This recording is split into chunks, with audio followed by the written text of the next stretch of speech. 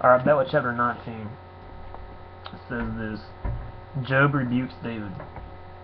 It was told Job, "Behold, the king is weeping and mourning for Absalom." So the victory that day was turned to a mourning for all the people. For the people heard that day, the king is grieving for his son.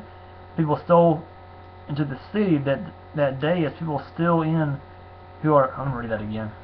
So the king is grieving for his son, and the people stole into the city that day as people still in who are ashamed when they flee in battle. The king covered his face, and the king cried with a loud voice, "O my son Absalom, O Absalom, my son, my son."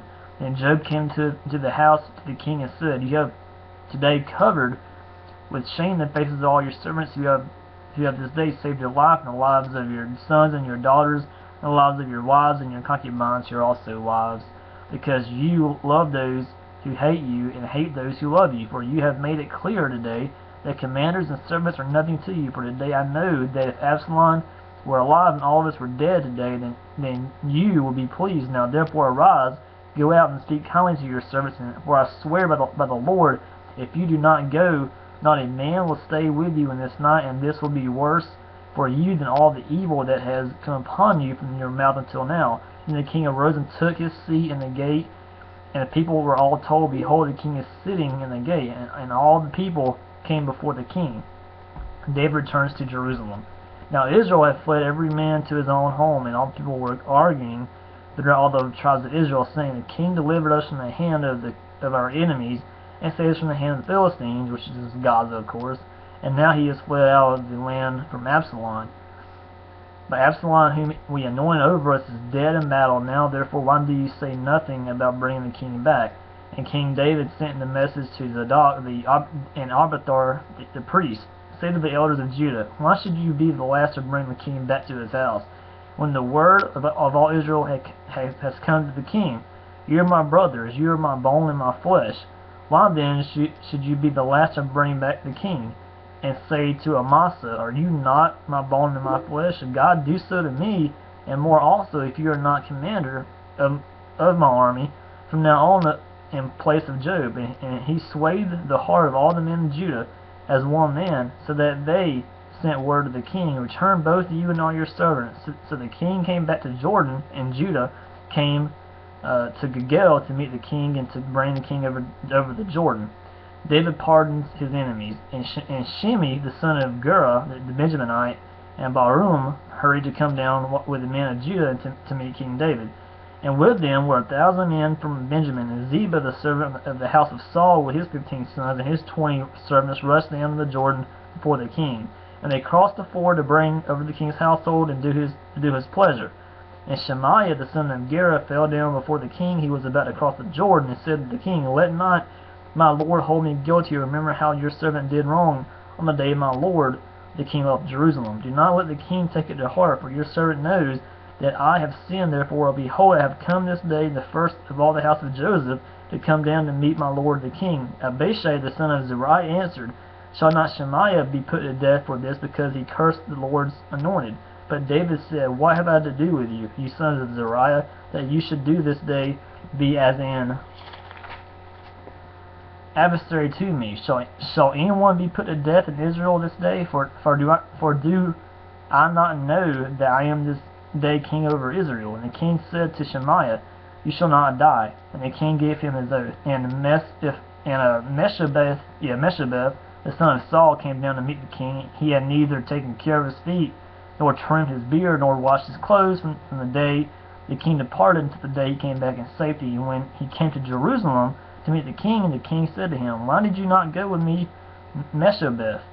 He answered, "My lord, O king, my servant deceived me, for your servant said to him, I will saddle a donkey for myself, that I may ride on it and go with the king. For your servant is lame. He has slandered your servant to my lord the king, but my lord the king is like an angel of God. Do therefore what seems good to you, for all my father's house were but men doomed to death before my lord the king, but you set your servant among those who eat at your table. What further right have I then to cry to the king?" And the king said to him, "Why speak any more of your affairs? I have decided, and you and Ziba shall divide the land." And Meshabeth said to the king, "Oh, let him take it all, since my lord the king has come safely home." Now Barzillai the Gileadite had come down from Rogelim, and he went on with the king to Jordan to escort him over the Jordan. Barzillai was a very aged man, meaning he was very old, 80 years old. He had provided the king with food while he stayed at Mahanaim, for he was a very wealthy man. And the king said to Barzillai, "Come over with me, and I will provide for you with me in Jerusalem."